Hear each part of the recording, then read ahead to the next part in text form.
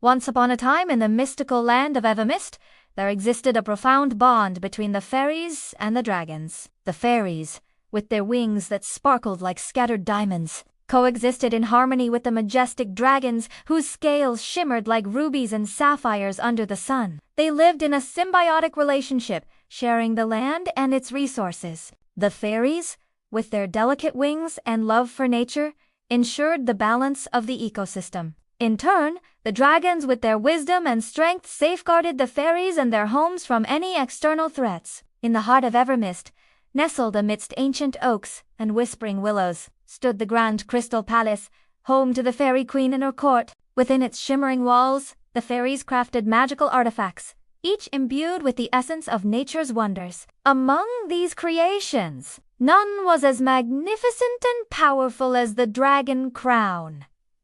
This exquisite headpiece was not an emblem of dominance or control, but a symbol of unity and friendship between the fairies and the dragons. Crafted from pure moonlight silver, the crown was a masterpiece. It was interwoven with golden threads of dawn and decorated with 7 luminous gems. Each gem resonated with a unique power, symbolizing the core values that bound the two species together: friendship, peace, courage, wisdom, trust, loyalty, and unity. Once worn, the crown didn't bestow power or grant wishes, but it served as a tangible reminder of the interdependence and camaraderie shared by the dragons and the fairies. It represented the balance they had achieved over the years and the responsibility they had to maintain it. However, this idyllic existence was not destined to last. A shadow fell over Evermist when a group of ambitious dragons, driven by greed and a thirst for power, descended upon the unsuspecting fairies. Led by the formidable Farie,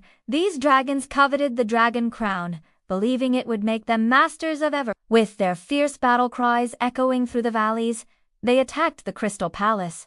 The fairies, caught off guard, were forced to flee, leaving behind their beloved dragon crown in the chaos. As the dragons seized the crown and retreated to their mountain lairs, the balance of Evermist began to crumble. Rivers ran dry, crops withered in the fields, and a perpetual gray haze covered the once vibrant sky. Fear and despair gripped the fairies, for without the crown, their connection to the natural world was severed, leaving them vulnerable and Evermist in peril. Amidst this gloom, a young yet resolute fairy named Mary stepped forward. Despite her diminutive size and shimmering silver wings, she possessed a heart filled with bravery and determination. With the guidance of the Fairy Queen, and armed with the mystical Staff of Light, Mary embarked on a perilous journey to retrieve the stolen crown. Her quest was fraught with danger, forcing her to traverse treacherous terrains and confront the very dragons who had stolen the crown. But Mary was not destined to face this challenge alone. Along her journey,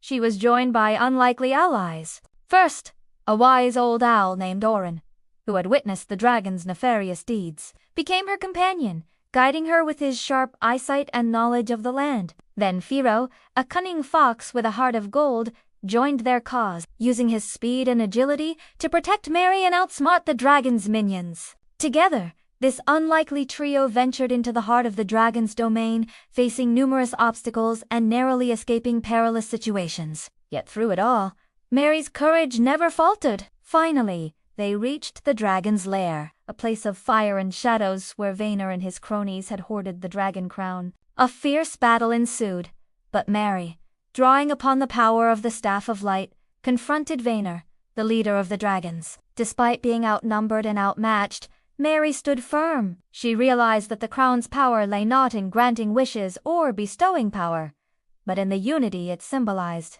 With a surge of determination, Mary used the Staff of Light to amplify the crown's inherent power, bathing the lair in an ethereal glow. In that moment, the dragons were confronted with the error of their ways. The crown's true power, amplified by the light, served as a reminder of the harmony they had once shared with the fairies. Farie, struck with remorse, relinquished the crown and pledged to use his power to protect Evermist alongside the fairies. Mary, having successfully retrieved the crown, returned to her people as a hero. The land began to heal, the skies cleared, and the rivers flowed once more, rejuvenated by the restoration of balance and harmony. And so the legend of Mary, the brave little fairy who dared to challenge the dragons, echoed through the ages, becoming a tale of courage and unity in the annals of Ever.